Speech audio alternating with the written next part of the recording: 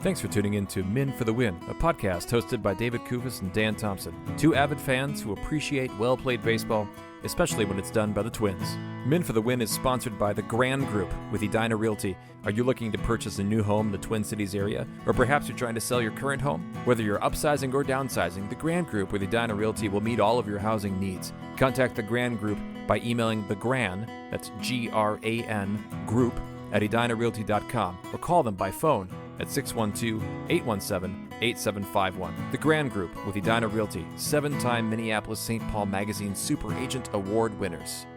On this episode, David and Dan recap the Twins' 3-game series against the Arizona Diamondbacks. Thanks for listening. Enjoy. Thanks for tuning in to Men for the Win. My name is David Kufis. With me, as always, is Dan Thompson. The Twins head west to the hot, hot Arizona sun, but I think they're pretty cool in the stadium, Dan. We'll talk a little bit about the perimeter of that particular stadium a bit later, but I'll say this, Dan. The Twins taking 2 of 3 here felt really good against a Diamondback team that I think is better than their record. Do you think so? Like, they didn't look very good. They can't pitch. They can't get timely hitting. I mean, I think, truthfully, this is my assessment, because I agree. I'm even going to say later in the episode, talking about how I don't really think the Twins won a couple of these games, like the Diamondbacks really just wanted to give it to them. But I think the potential is there. I just don't think that a team that made the World Series last season was a fluke run. Like, I do think that they can play better, but I do wonder if there's maybe some apathy that's gotten into the players, that they just aren't on their toes, because a lot of these mistakes, Dan, were mental. There were weird angles taken to fly balls. There were missed grounders that allowed the Twins to score a lot of runs. So you were right in that way.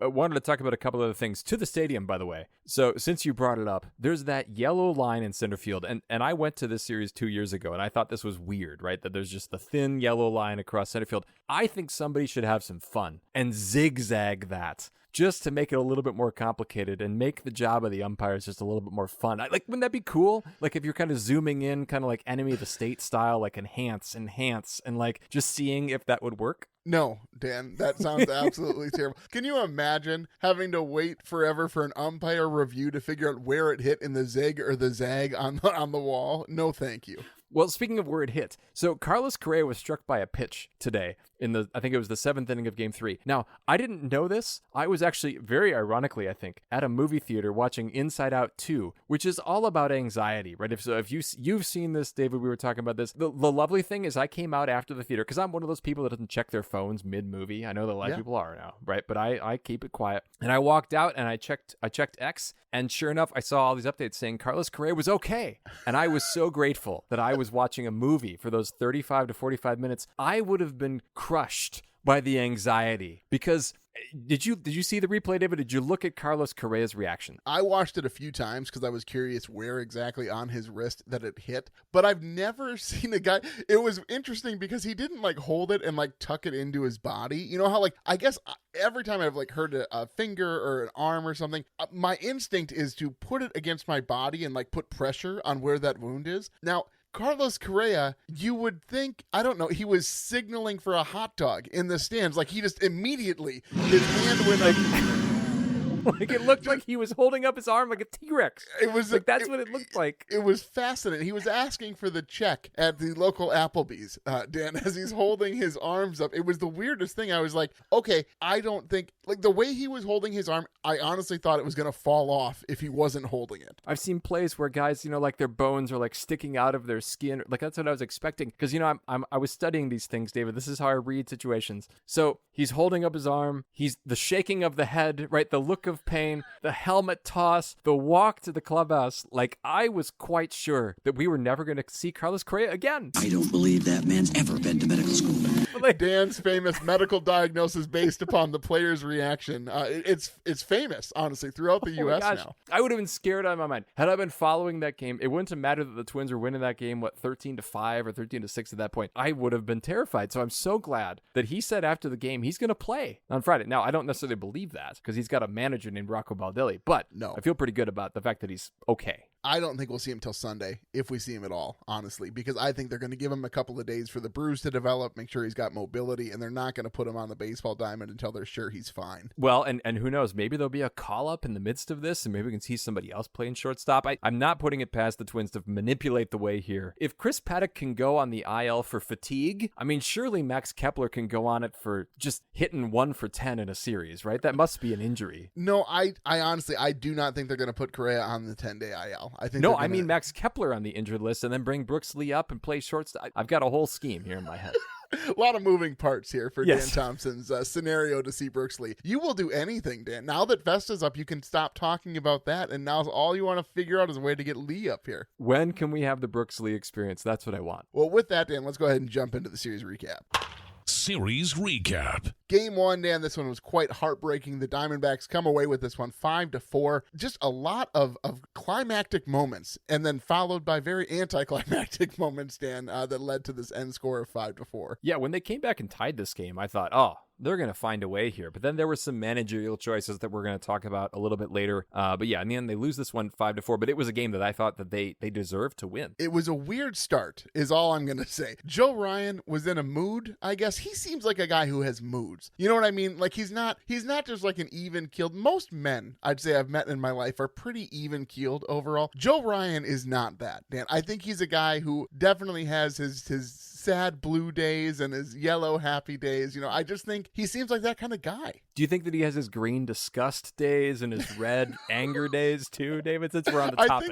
I think so. No, but anyway, so in the first inning, he gives up a 2-run home run, and then you're like, okay, well, he got that one out of his system, so now he'll pitch really well, because that's the Joe Ryan experience. But no, in the bottom of the second, the D-backs get 2 more. Basically, there's a triple that in most ballparks, I think would have been out, but Buxton had a play on it, and it was a weird play because I thought Buxton had it with room, but he couldn't hang on to the ball, and he fell into the wall in only a way that Byron Buxton could fall into a wall, Dan. You know, you make it sound like he's so fragile, but he's been playing a very safe center field this year. Like, despite all of his efforts, he ran, 31.8 feet per second. Like, Byron Buxton looks healthy, but you think he's just not playing a great center here at Chase Field? Oh, no. Sorry, maybe I didn't mean to say that like he was playing poorly. I was just surprised that he didn't come up with the ball because I thought he had room. Sure.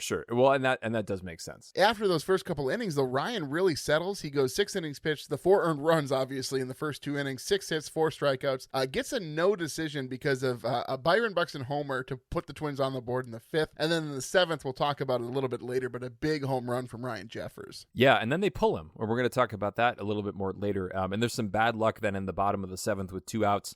Carroll and Marte both reach on weak singles to the outfield and then the infield, respectively. Alcala, who actually, I think he threw good pitches there, but that allows the Diamondbacks to take the lead 5-4. Then we get to an exciting top of the 9th when Buxton doubles, again, a great series for him, with 2 outs. And then Jeffers hit a ball 103 miles an hour. And as I'm watching, I'm thinking, that's got to drop. Yes. But it was literally right at the left fielder for the final out. Did it not look like that ball rose? Like as it was coming down, I looked at it, and as soon as it was off his bat, I'm yelling at the TV because I'm thinking, oh, absolutely, Buxton's going to score. And then it just seemed to stay up, and I'm like, why? Why, ball? Why did you stay up? Well, Lourdes Gurriel Jr. is going to come up a lot.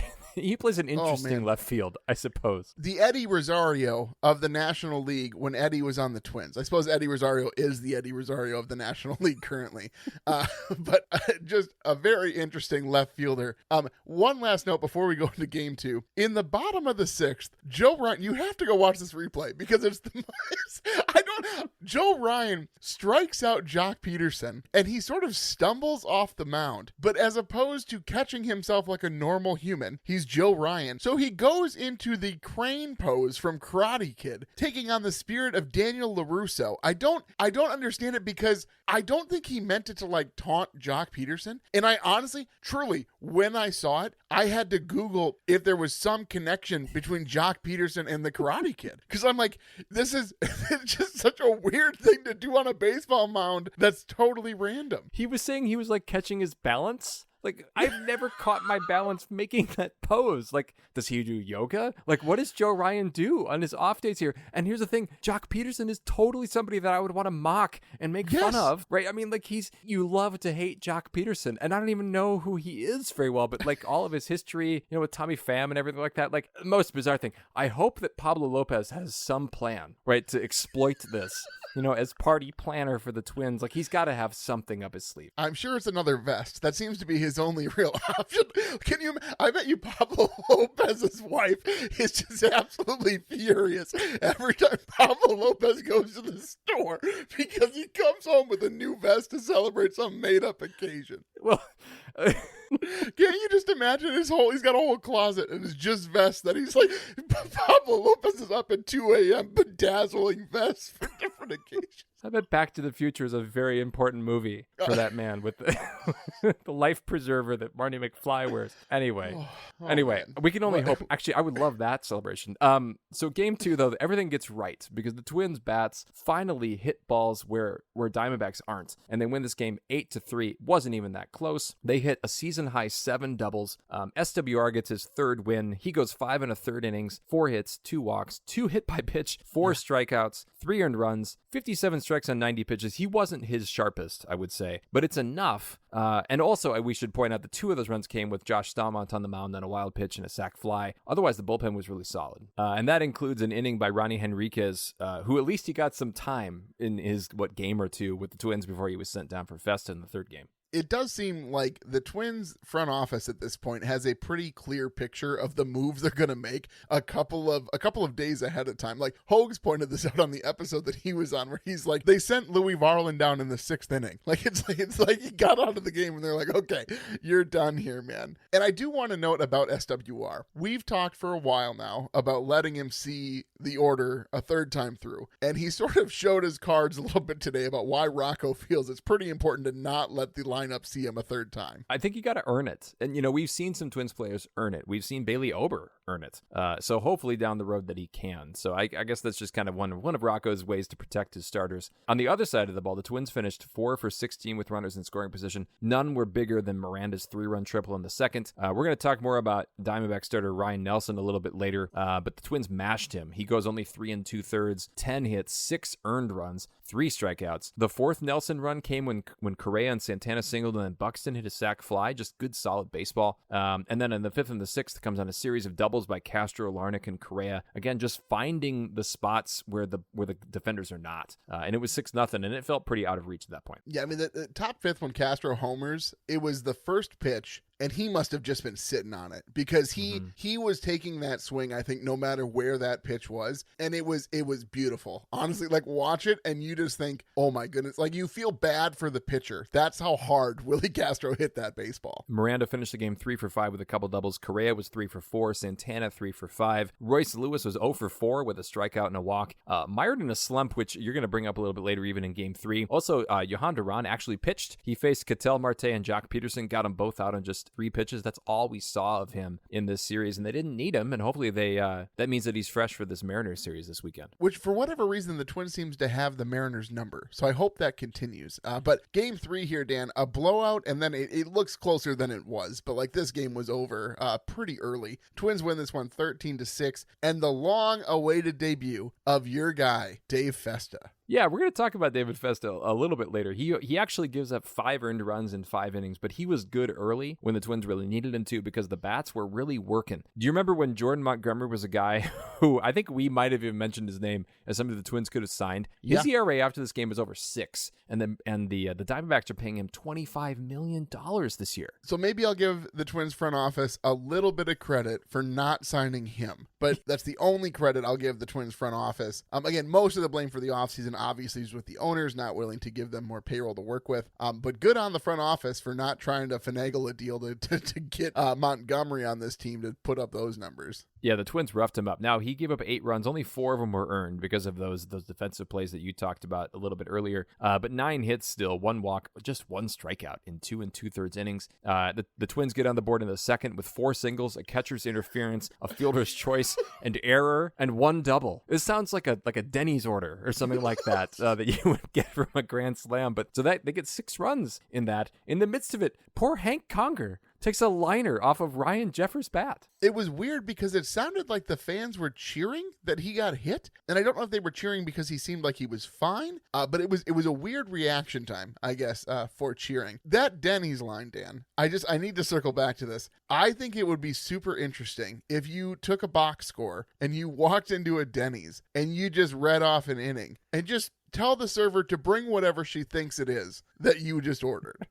It would probably involve some sausage links, some eggs. It certainly includes hash browns, right? That's a staple of a Denny's breakfast.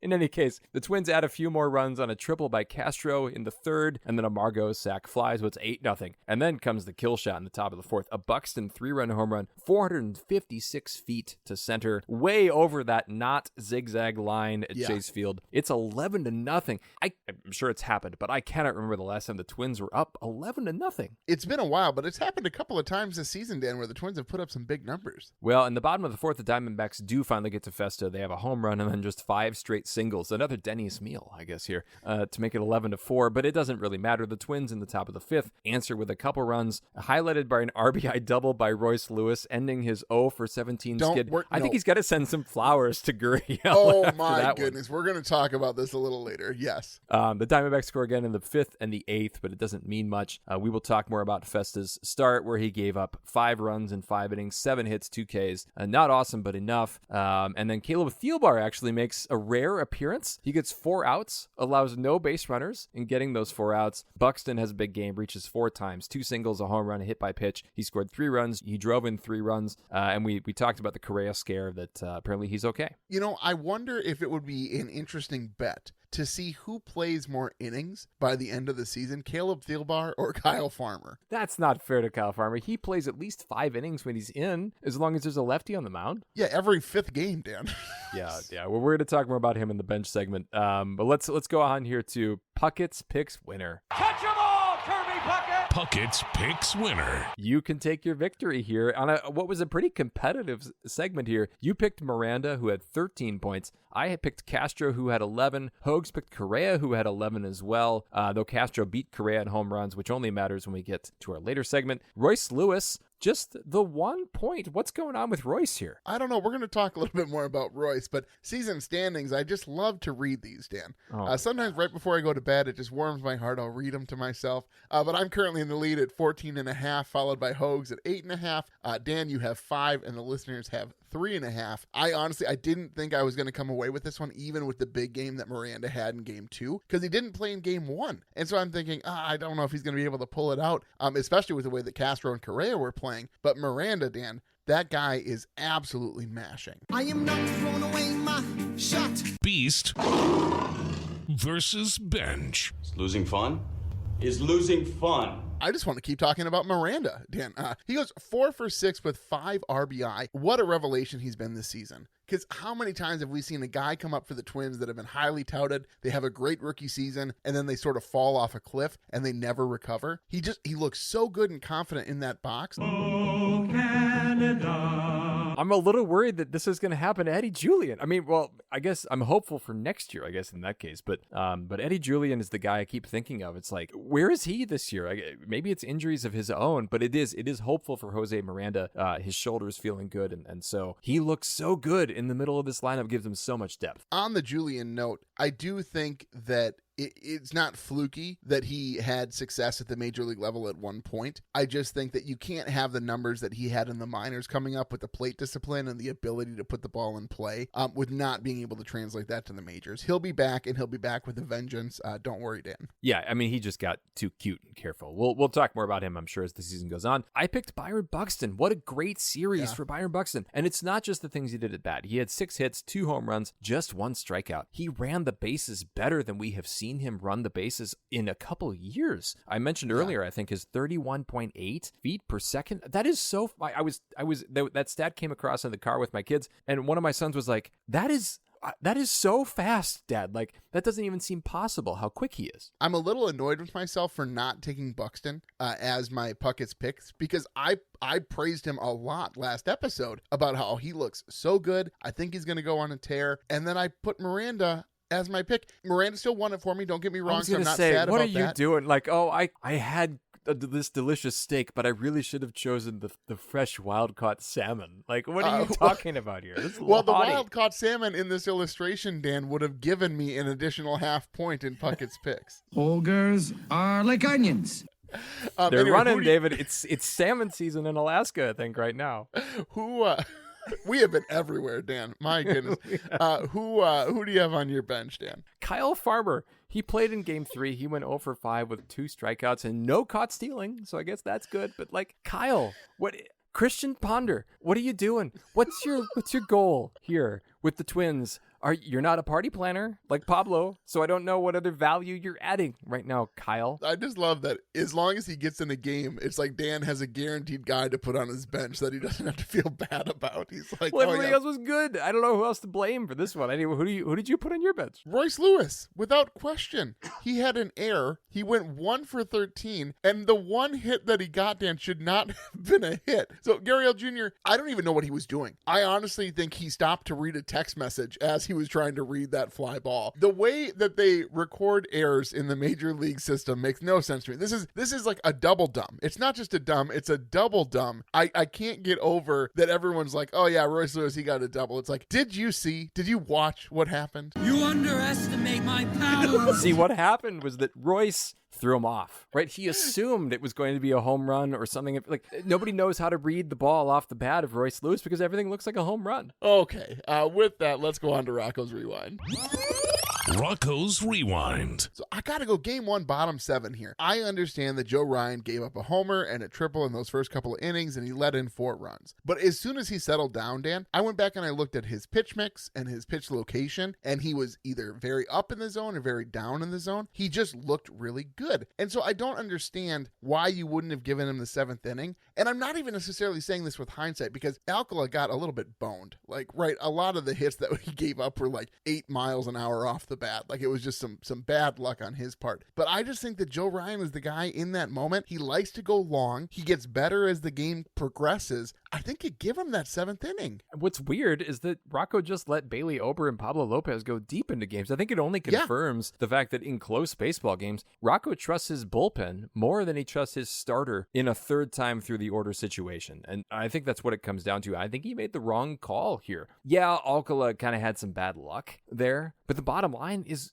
Joe Ryan looked really good, and you got another inning out of him, and you have Alcala ready. So mine is in game 2, and I'm looking at a right-handed pitcher on the Diamondbacks mound, and his name is Ryan Nelson, and he's not a very good starting pitcher. He actually has the highest average against right-handed hitters in I think it was at least the National League at 362. 362. So the Twins mash him, and yet there is Jose Miranda batting 8th in this lineup, and Max Kepler batting 4th. And I'm thinking, Rocco, what are you doing? Now they put it backward. Tell them to turn it around. Flip that around. Like, this has been pointed out by many people on Twitter. Max Kepler doesn't look right.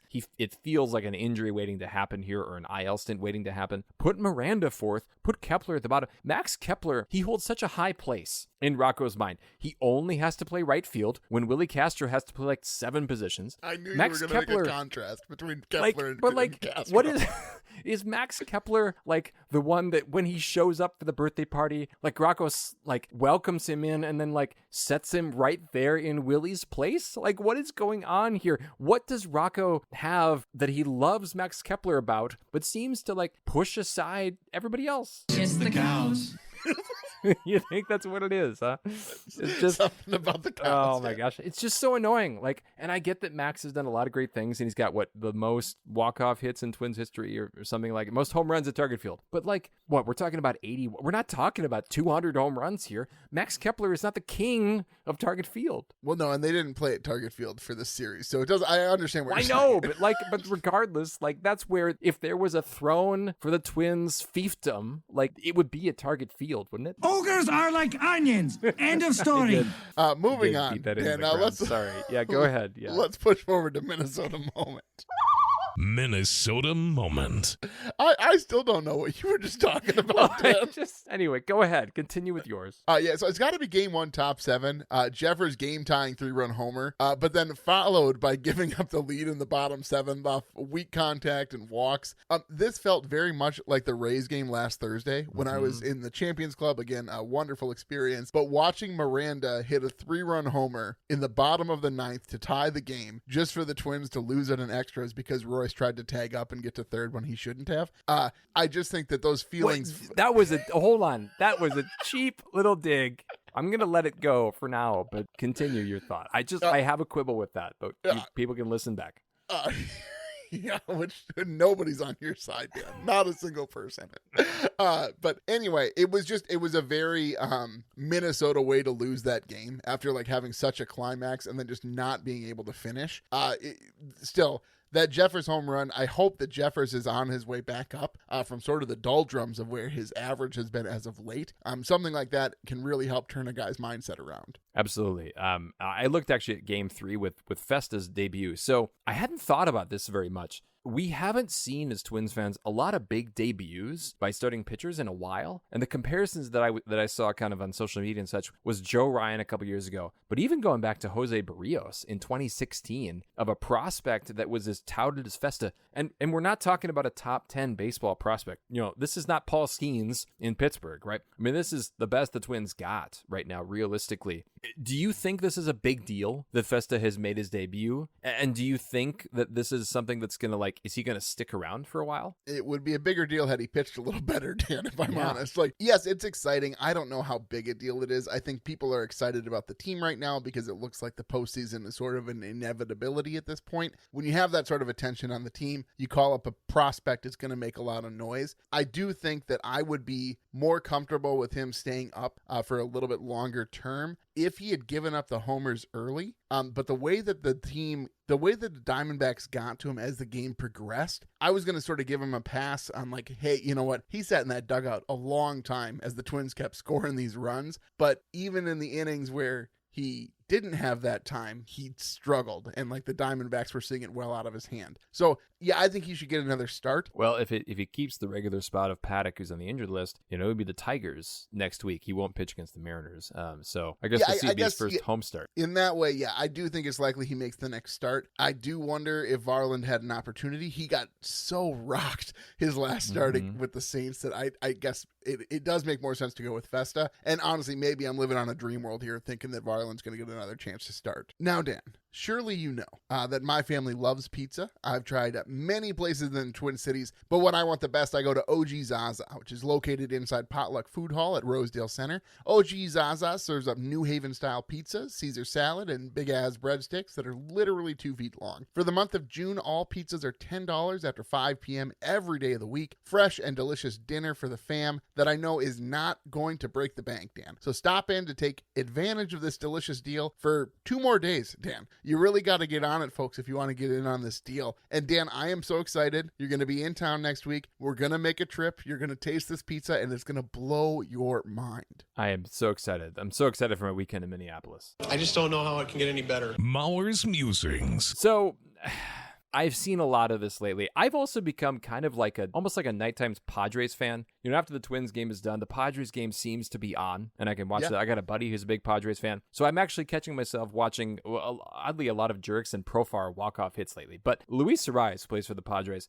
I'm going to word this carefully for you, David. I want your thoughts. Would you rather watch Willi Castro or Luis Arraez play baseball for the Twins? I don't know how to explain my answer exactly, Dan, because Luis Arraez is like the picture of consistency, right? Like he's going to get his singles. He's probably not going to steal a lot of bases. He's unlikely to hit some home runs. But if you want to see solid plate discipline, Luis Arraez is the guy to watch. If you want to see a guy who you're not exactly sure what you're going to get on any given game, on any given at bat, like in the game we just talked about where he hit a homer, just absolutely sitting fastball middle in and just rocked it to the left field bleachers, Willi Castro is a more exciting player to watch, especially from a fielding perspective. There's no comparison when it comes to fielding. Willi Castro's ability to play all over the field and play all of those positions decently well. They couldn't even figure out how to get Luis Arraez to play an adequate first base, so I don't don't know. I don't know that there's much of a comparison from that perspective. I'm guessing the baseball purist, like, oh, I just want to see that Luis Arraez walk.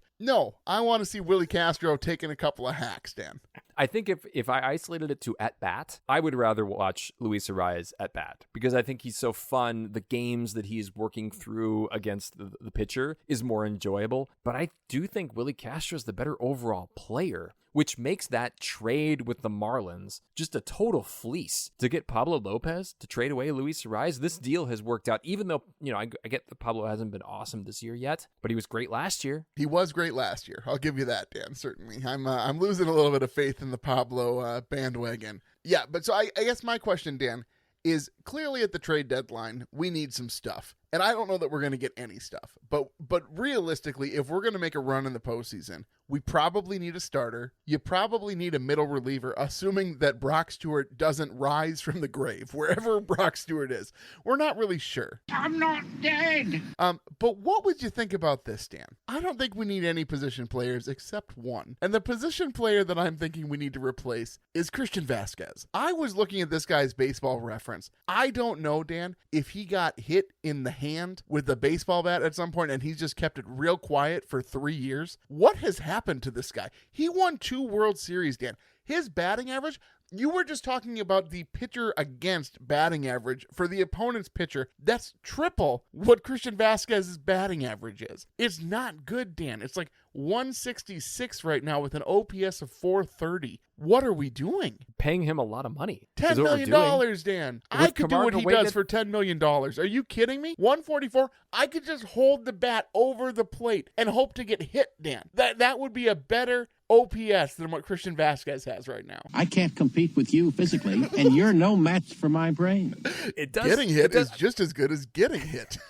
It is weird. I mean, you're hiding an injury idea for 3 years is more probable, it seems, than him just becoming terrible. It is unfortunate. You would love him to turn it around, but his at-bats are just never competitive. No. If he gets a single, it's because the ball bounced off the shortstop's glove into left field. It's almost shocking how accurate that is, what you just said. Like, I would love to think, oh, yeah, Dan's just being, he's hyperbolic here. No, legitimately, have you seen him get a clean single? It always hits a player before he gets to base. It's amazing. Anyway, let's go on here to grade this series. Series grades. So, Dan, I'm going to give them a B because game 1, there were some missed opportunities. And honestly, the entire series, I know I'm sort of contradicting myself from the episode opener, but I just think that the Diamondbacks played like little leaguers, and so many of the mistakes they made were mental. This team has so much potential. I mean, look what they did last season. It just feels like it's like an after World Series high, but they forgot that they lost. You know what I mean? It's a team that, had they won the World Series, I think these mental mistakes are a little bit more forgivable. But wouldn't you think after losing in the World Series, after making the run that they did through the West, wouldn't you be more hungry than ever knowing that you were that close? It's just shocking to me the mistakes that they were making on the field. It's amazing how much I'm talking about the Diamondbacks right now and not the Twins. I mean, I haven't watched all that many Diamondback games, but apparently I'm really upset with the way that they've been playing, Dan. Yeah, they did not play well, but I do think the Twins actually played pretty well here. I gave him an A in the end. Advance or treat, I think it's a 9 out of 10. You win 2 out of 3 on the road and you look good doing it. And it's the back half. You're building momentum here towards, I think, a pretty important and interesting series against the Mariners, actually. And then well-played baseball. I thought they played great baseball throughout this whole series. They hit the baseball so hard in game 1 and it just landed in gloves. So I gave him a 10 out of 10 there. I didn't have a lot of complaints. There was also, you made fun of Vasquez. Well, you didn't make fun of him. You pointed out facts. But he did at least throw somebody out trying to steal second in a key spot. So he did that. So that's a 19 out of 20. That's an A. Fair enough, Dan. We should note season standings now. This worked out well for the Twins. They're only 7 back from Cleveland. The Royals are now a game back from the Twins, but the Twins hold a game lead in the wild card. I will have to talk about this as the season progresses, Dan, but I really hope that the Twins are in contention for the AL Central lead. I think that they're going to make the postseason at least as a wild card, but truly, this Cleveland team, Dan, I promise you, they're going to start losing more baseball games. They have to. There's just no way that they're as good as they look on paper. The Yankees have started losing games, so I suppose that it is possible. And to that point, I hope the Royals can kind of turn this around too, because this segues well. I don't want to see the Astros in the postseason. No, let's go into Herbie's headlines to discuss a little bit more about the Astros. I don't know, Jack. It looked like Herbeck pulled him off the bag. Herbie's headlines. This bothers me, David, that the Astros have won 7 in a row, and they're back to 500, which, by the way, we're at basically the midpoint of the season here. The Astros are 40-40 with a big series actually at Target Field coming up next weekend. They should have an off year here. Can't they let the Mariners have the West? Let other teams make the playoffs? I'm bothered. Well, it is funny because so many of the Astros fans at the beginning of the season when the Astros were struggling, they were like, doesn't matter, we're still going to make the postseason. It's frustrating to me how arrogant they were, and it's frustrating how correct they turned out to be, Dan. Well, there's the Astros. Now, then there's the Phillies. And, so we've talked a lot about the great players in baseball this year being hurt, right? So Mike Trout is one of the guys. Ronald Acuna Jr. Well, now it appears that Bryce Harper, who has the most All-Star game votes in the National League, came up lame running to first, injured his hamstring. It looks like he's going to be out for a while. He's another guy that I want to watch him play baseball. I think it's good for the sport when the stars are healthy. Yeah, he seems kind of like a jerk, though, if I'm honest. He just doesn't seem like a very nice person. And I understand there's a very thin line between being a jerk and being a really intense baseball player. But he's not that close to the line, Dan. He's far past it. Well, don't worry, be happy. Where would Joey Gallo fall on that line, I wonder? Neither. He's not even on that spectrum, Dan. His is a totally different chart. His is not good at baseball, but still living a happy life. Good for him. One other quick Phillies note. They turned a rare 1-3-5 triple play earlier this week. It was the first 1-3-5 triple play in 95 years. Again, one of those funny variable situations. I love a good triple play. Do you like a triple play, or does it have to be a certain kind of triple play for you to enjoy it? I think that I prefer a clean triple play as opposed to these awkward ones where they get like 3 guys off the bag somehow. Like it's like, and they throw to second to get the runner, and there happened to be a runner on third and first. Like it's just, there's too much happening. Like, show me a ball hit to the third baseman who tags the base, throws to second, throws to first. Those other triple plays don't always feel like triple plays, where it's like the only other thing that sort of rivals the clean triple play is when a guy makes 2 of the outs himself and then manages to get the third out. But yeah, I'd really just prefer to see a clean triple play. I'm going to love any of them. But like if you're making me rank them, I would much rather see the cleanest of clean triple plays. You want the routine triple play, I think is what you're really going for here, and a little less the funny business one. Yes, that's the difference. The routine versus the funny business. All right, let's go on here. We got to look forward to the Mariners series with Puckett's Picks. And we'll see you tomorrow night. Puckett's Picks.